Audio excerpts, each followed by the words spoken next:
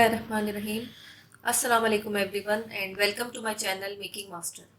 और कैसे हैं आप सब लोग? उम्मीद करती हूँ कि सब खैरियत से होंगे। आज आप लोगों को यहाँ पर बहुत ही कलरफुल सी चीज़ें नज़र आ रही हैं जी। तो मैं आज आप लोगों को बताऊँगी कि घर पर चॉकलेट हम किस तरह से बना सकते हैं, किस तरह से पैक कर सकते हैं और किस तरह से हम उसको गिफ्ट के तौर पर किसी को दे सकते हैं, अपने फ्रेंड्स वगैरह को किस तरह से हम उसको डेकोरेट कर सकते हैं या किस तरह से हम चॉकलेट्स को पैक करके किसी के घर लेके जा सकते हैं। घर पर चॉकलेट बनाना बहुत ही आसान है और ये एक बहुत ही मज़ेदार काम है। जब आप लोग बनाएंगे तो आप लोगों को बहुत मज़ा आएगा, आप लोग बहुत इन्जॉय करेंगे। और इसके लिए हमें कोई ख़ास चीज़ों की ज़रूरत नहीं है, सिर्फ ये मोल्ड्स वगैरह और जो चीज़ें आप लोगों को नज़र आ रही हैं इनके बारे में अभी मैं आपको तफसील से बताऊँगी। और एक ही चीज़ हमें चाहिए और वो है चॉकलेट।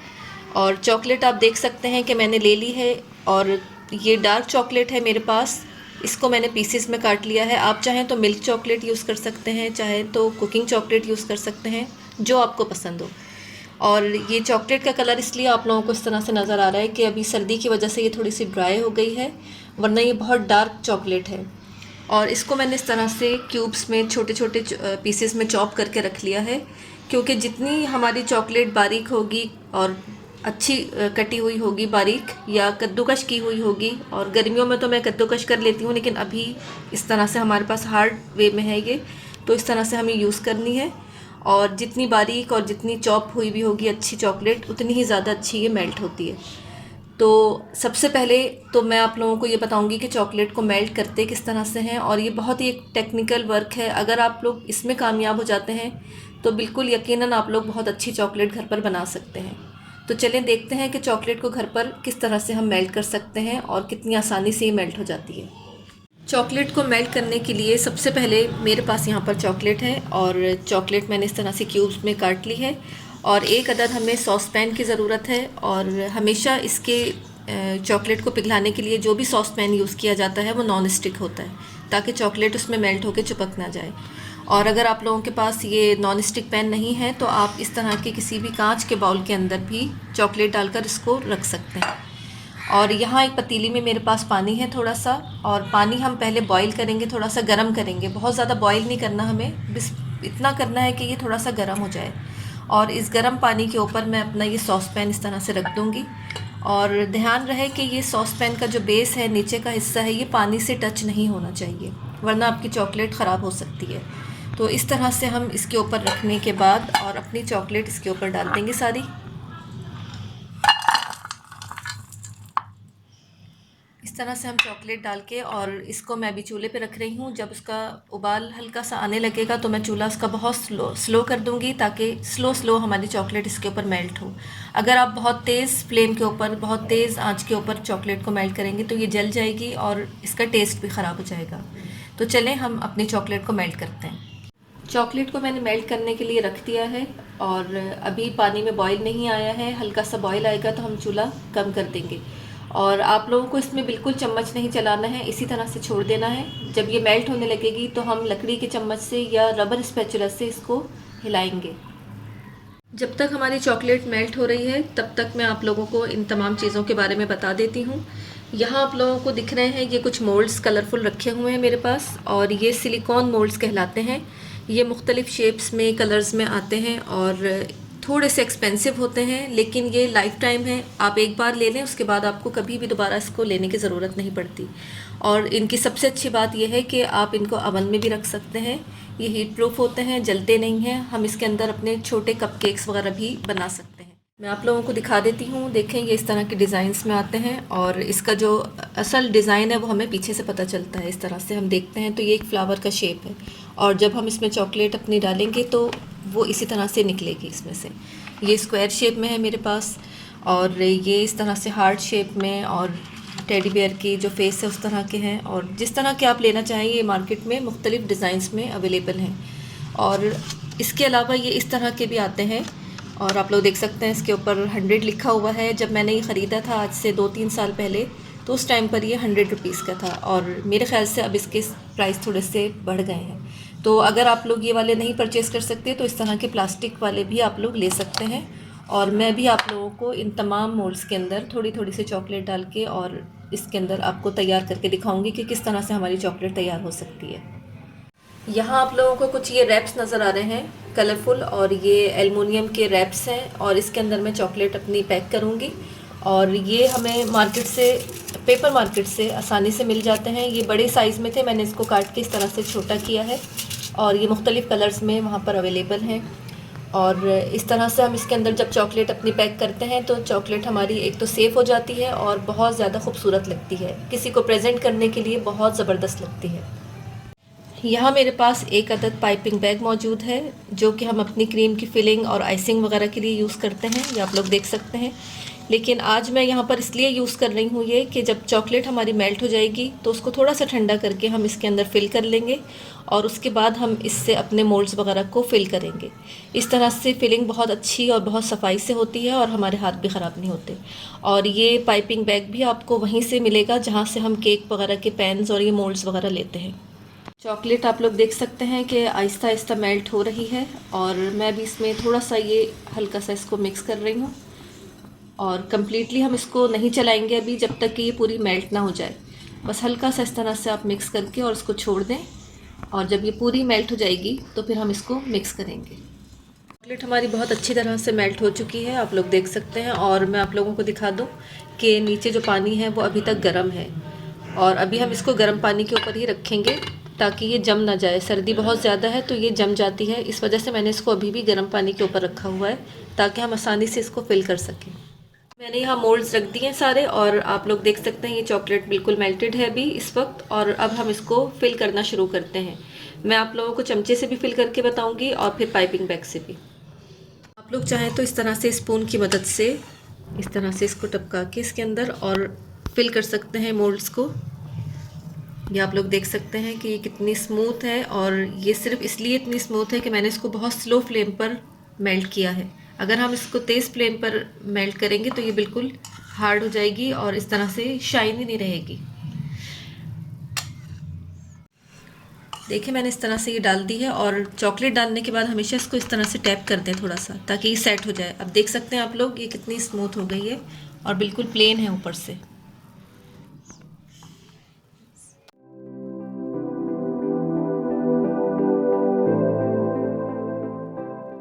पाइपिंग बैग में चॉकलेट फिल करने के लिए मैंने इस तरह से पाइपिंग बैग को एक गिलास के अंदर रख दिया है और अब मैं इसके अंदर अपनी तमाम चॉकलेट फिल कर दूंगी।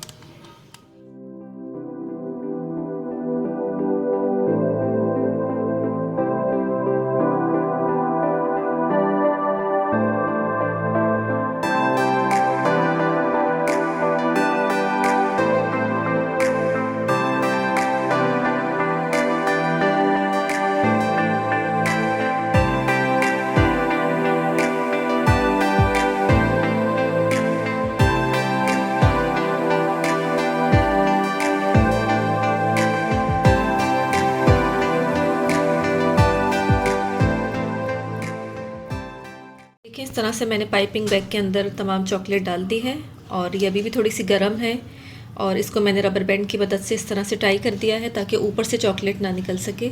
और आगे से अब हम इसकी टिप को थोड़ा सा सीज़र की मदद से काट देंगे और फिर हम अपने मोल्ड्स के अंदर इसको फिल करना शुरू करेंगे।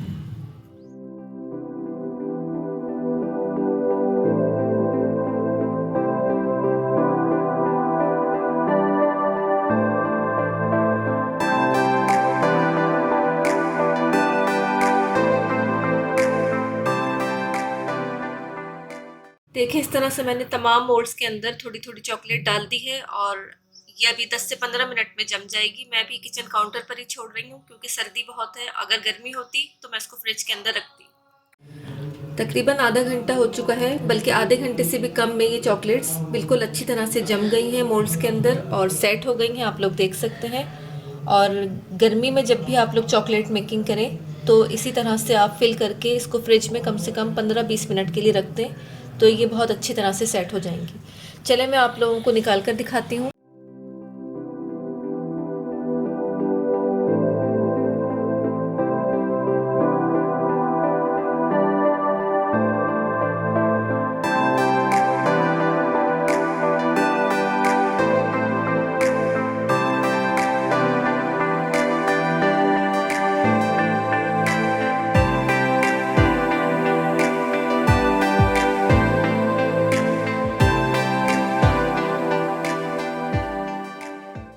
तमाम चॉकलेट्स मैंने निकाल दी हैं प्लेट के अंदर और आप लोग देख सकते हैं कि ये कितनी अच्छी लग रही हैं, ज़बरदस्त लग रही हैं और कोई भी आपको ये देखकर नहीं कहेगा कि आपने घर में तैयार की हैं।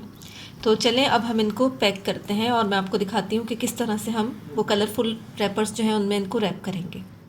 देखें ये मेरे पास कलरफुल रैप्स हैं और मैं इसमें आपको पैक करके दिखाती हूँ कि किस तरह हम पैक कर सकते हैं। और ये दोनों साइड से आप यूज़ कर सकते हैं, चाहे तो ग्रीन की साइड से यूज़ कर लें और चाहे तो यहाँ सिल्वर साइड से।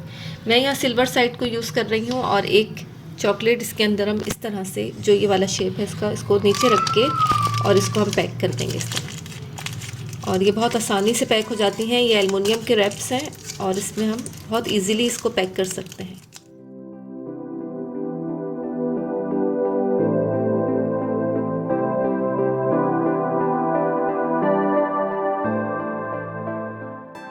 आप लोग देख सकते हैं कि मैंने किस तरह से चॉकलेट को रैप कर दिया है और ये बहुत ज़बरदस्त लग रही हैं, खूबसूरत लग रही हैं कलरफुल पेपर्स में। और यहाँ आप लोगों को ये छोटे छोटे से मिनी पेपर कप्स नज़र आ रहे हैं। जिस तरह हम कपकेक्स को बेक करने के लिए बड़े वाले पेपर कप्स यूज़ करते हैं, बिल्कुल उसी तरह से ये मिनी पेपर कप्स हैं। और ये हम अपनी चॉकलेट को इसमें रख के और इस तरह से प्रेजेंट करेंगे कि ये बहुत खूबसूरत लगेंगे। और ये मुख्तलिफ़ कलर्स में, मुख्तलिफ़ डिज़ाइंस में मिलते हैं। आप लोग देख सकते हैं यहाँ पर ये कुछ कलरफुल हैं और ये कुछ एलुमिनियम की तरह से हैं, इस तरह के हैं ये। चले मैं आपको दिखाती हूँ कि इसमें हम किस तरह से अपनी चॉकलेट्स को रख सकते हैं।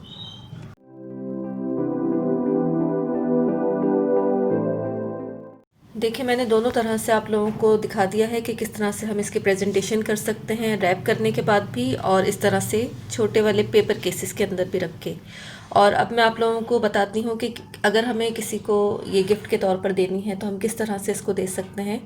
और यहाँ आप लोग देख सकते हैं कि ये मेरे पास एक चॉकलेट का बॉक्स है खाली, और आप लोगों के पास जो भी इस तरह के चॉकलेट के बॉक्सेस आते हैं जो खूबसूरत होते हैं, उन्हें आप रख लिया करें और इस तरह से हम अपने चॉकलेट्स को उसके अंदर प्रेजेंट करके किसी को भी दे सकते हैं।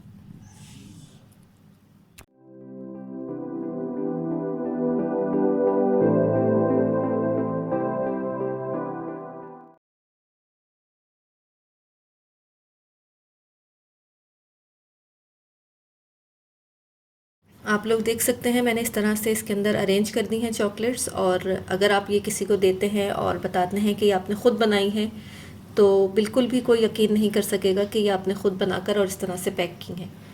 तो आप लोग देख सकते हैं कि ये कितनी ज़बरदस्त लग रही हैं।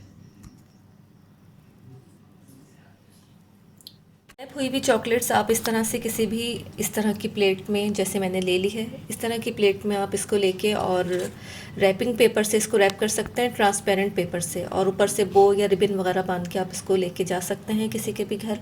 और अगर चाहें तो इस तरह के छोटे ये बॉक्सेस आते हैं इस तरह के, ये देख सकते हैं आप लोग, या इस तरह से ये पेपर केसेस आते हैं, तो इसके अंदर भी हम इसको रख सकते हैं और इसको हम प्लास्टिक रैप में रैप करके और रिबन वगैरह बांध के इसको फिर भी दे सकते हैं किसी को भी।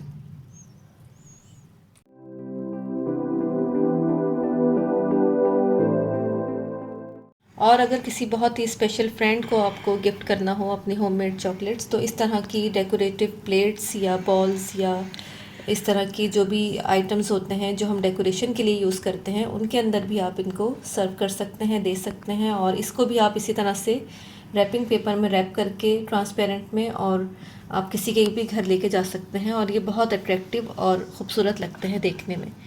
इस तरह से ये गिफ्ट का गिफ्ट हो जाता है और आपकी एक होममेड चीज़ आपकी चली जाती है।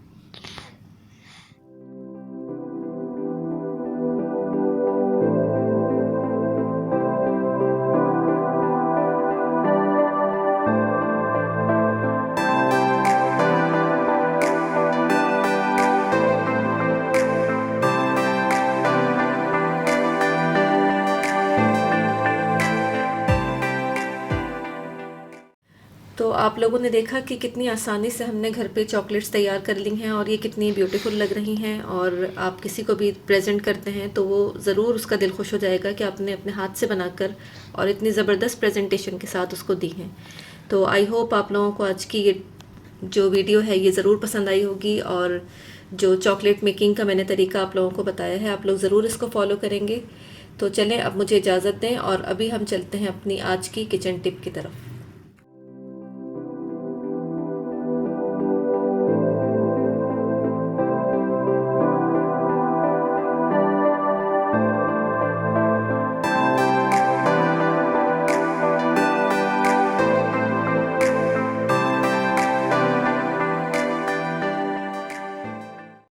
चॉकलेट मेल्ट करते हुए कुछ बातों का ख्याल रखना बहुत ज़रूरी है, वरना आपकी चॉकलेट अच्छे तरीके से मेल्ट नहीं हो सकेगी। और उसमें सबसे ज़रूरी बात यही है कि जब भी आप चॉकलेट मेल्ट करने लगें तो हमेशा जो भी बर्तन आप लें वो कांच का हो, इस तरह का कोई बॉल हो या सॉस पैन हो। और सॉस पैन तो ज़ाहिर है कि कांच का नहीं होगा, लेकिन अगर आप बॉल यूज़ करते हैं कोई तो वो कांच का होना ज़रूरी है। और इस तरह के जो प्लास्टिक के बॉल्स वगैरह होते हैं इसके अंदर कभी भी आप चॉकलेट मेल्ट नहीं करें, वरना आपका पूरा बॉल ख़राब हो जाएगा, मेल्ट हो जाएगा। और पानी की जो क्वांटिटी है हमेशा इतनी रखनी है आपको कि आपका जो ये बॉल का बेस है वो इसके ऊपर टच ना हो, बिल्कुल अलग रहे इससे।